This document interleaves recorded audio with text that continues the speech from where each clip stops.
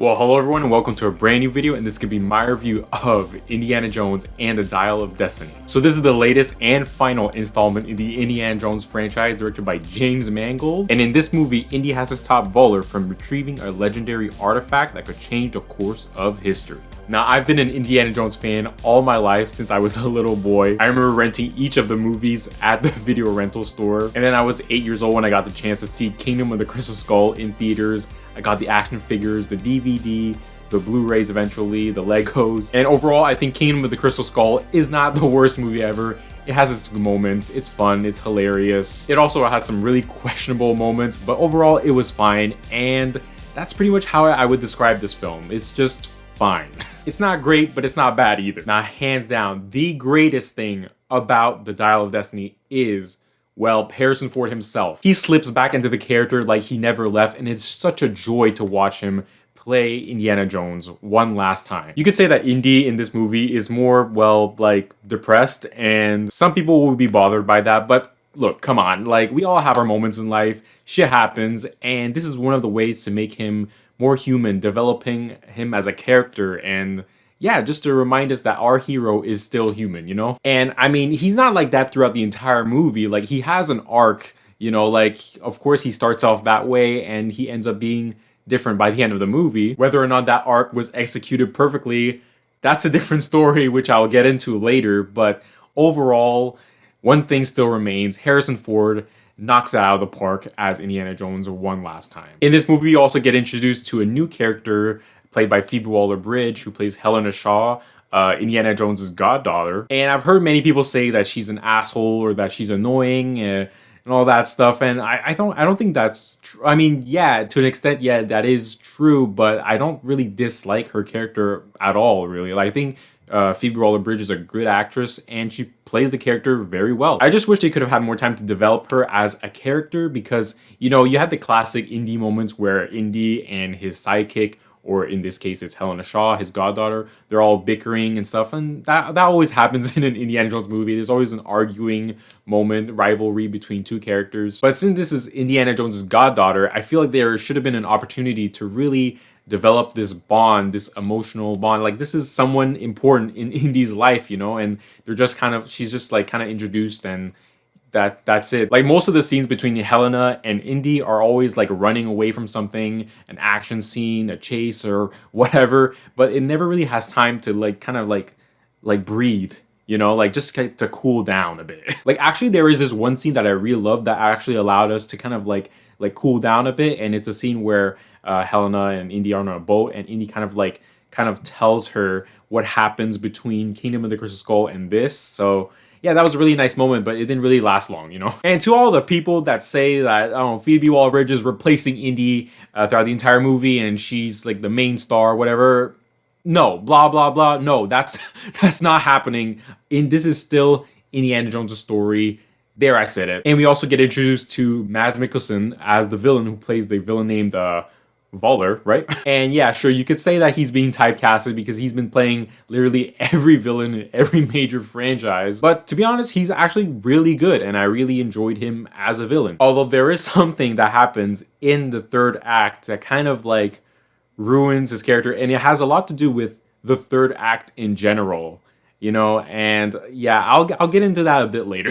Now, let's talk about the action and the CGI, because look, overall, I think the action is really good. There's some really thrilling moments in this movie, but I find that a lot of the action scenes feel too, like, I don't know, like clean or too safe, you know? The thing that we really loved from the action scenes in the previous Indiana Jones movies is how gritty they can be and how you can tell that they're getting their hands dirty and like their people can be in danger. Someone can actually get hurt in these action sequences. And I feel like even if the action is well shot in this movie, James Mangold directed this movie very well, you don't sense that feeling of danger, you know? Like, you don't feel like something bad is gonna happen to any of our main characters in these action sequences. Like, sure, I saw a bunch of featurettes saying like, oh, they're doing a lot of practical stunts. Oh, cool. But I feel like that's not the only requirement to really sell an action scene. Like, sure, practical stunts is important. Yes, I agree. But it's just missing that element of fear, that element of danger that we loved in the previous Indiana Jones movies. Like, throughout the whole time, I'm just watching the action scenes, I'm just like, okay, this is fun, this is good. Those are literally my emotions throughout this entire movie. And as you may already know from the trailer, there are sequences that take place in the past, so you get to see a younger Indy, and these are the de-aging sequences. And I thought they looked great in the trailers. I literally walked into this movie thinking like, oh, the de-aging is gonna be perfect. And then once I saw them, I was like, oof. It's kind of distracting. Like, there are so many moments where you're kind of into it, but once you cut back to Indy's de-aging face, I was just like, something looks really off. Like, it just feels like a cheap deep fake at times. And there were even moments where the face got blurry, and I was like, wait, is something wrong with the projector? And then they cut back to Toby Jones's character, and the picture's completely clear. I'm like, oh, okay, so it's really just the face that's the problem right now. Like, do you remember Michael Douglas in Ant-Man in the intro of that movie? The de-aging looked phenomenal. And also Samuel L. Jackson in Captain Marvel, that was amazing. Why couldn't they use the same technology here? Like, I don't know. It's Disney, right? So why not? I don't know. I mean, look, it's not horrible, but it's just okay. Like, it could be better. Also, the score by John Williams is amazing, a beautiful soundtrack, and it's so cool to see a traditional, old-fashioned movie score in 2023. Like, that's just so cool. And you may or you may not know that this is John Williams' final film score ever. He is retiring. He's 91 or 92. I don't know. One of them. But honestly, man, props to John Williams for a wonderful career. I will always remember his music. I've been listening to his music ever since I was a little kid, and I will still continue listening to John Williams scores. So now I'm going to talk about,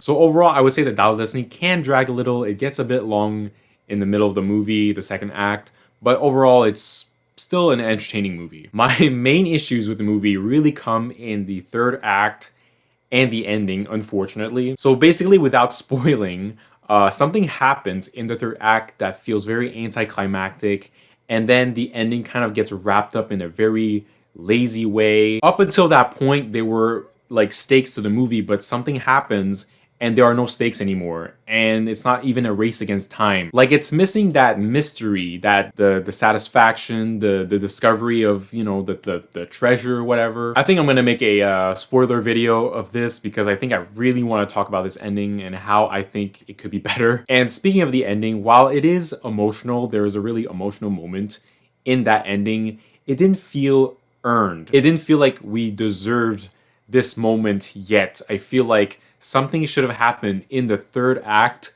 so that we deserve to have this moment, but it didn't feel like it was the right time to have this ending, this emotional moment. Like, something major should have happened, but that major thing does not happen in the third act, and that's the main problem. Like, I'm telling you, that third act is really going to be a hit or miss among people. Overall, Indiana Jones and the Dial of Destiny is still a fun time, although more serious than the other indie films, but it still has some humor in there. I have some issues with the third act and the ending, but despite all the issues I talked about in this movie, one thing still remains. Harrison Ford as Indiana Jones. Him playing this character really makes up for all the issues I have with this movie. While it is really sad knowing that this is his final appearance as Indiana Jones, it was an incredible joy for me to see him in this role one last time. And with that, I'm going to give Indiana Jones and the Dial of Destiny a 7 out of 10.